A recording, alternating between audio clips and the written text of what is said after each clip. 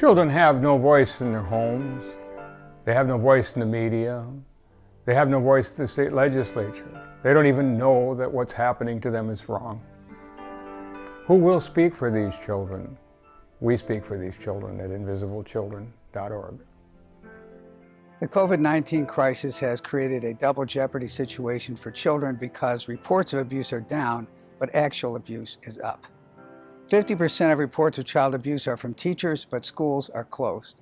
Some children just aren't going to survive this crisis, and we can't go back in time later. So adults who see child abuse need to step up now.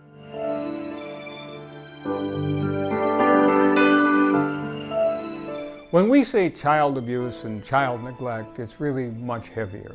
It's the 5-, 6-, and 7-year-old children that I've worked with that were sexually abused on a repeated basis for a very long time. How do you unteach sexual behavior to a 7- or 8-year-old? How do you unteach the drug use I've seen in 9-year-olds and 8-year-olds and 7-year-olds?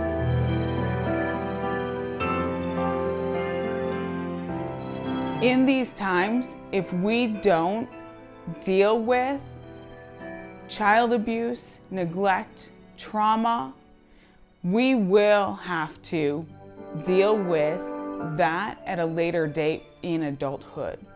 Whether that is mental health, prison systems, or generational child abuse.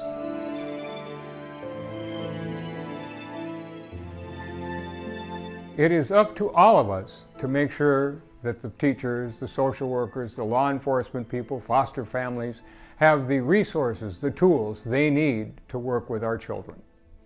Invisible Children is an organization that cares about all aspects of children's lives. Poverty, need, hunger, and they work to make sure that society understands what it's really like from a child's point of view to live in need and worry and concern.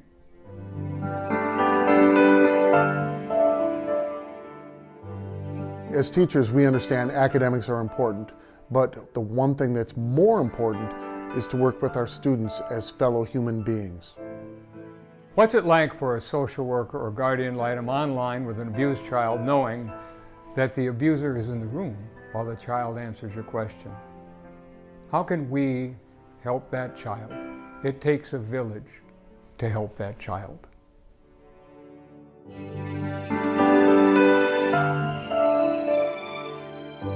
Working with CARA, I've been able to discover an ally, an organization that really cares about the needs of kids in our community and really works to get that information out to people who want to help.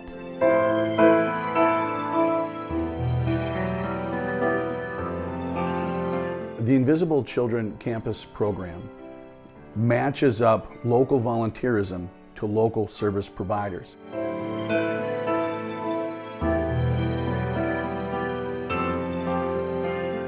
As a teacher and a member of my community, I am so thankful for all of the people who are on the front lines and organizations like CARA that are doing their very best to look out for all of our youth today.